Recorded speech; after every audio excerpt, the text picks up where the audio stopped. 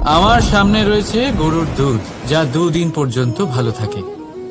যদি এই দুধ গরম করে জমানো হয় তাহলে তৈরি হয় দই, যা 3-4 দিন অবধি ভালো থাকে।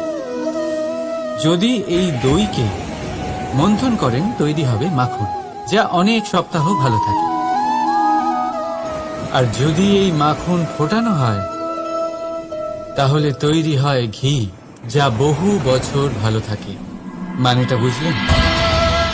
তাপ আর মন্থন।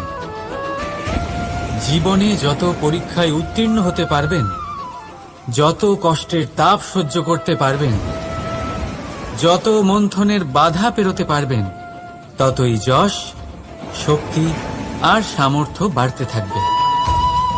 তাই কর্ম করুন, কঠিন বাধার সম্মুখীন হন আর মন্থন করে মন শুদ্ধ রাখুন।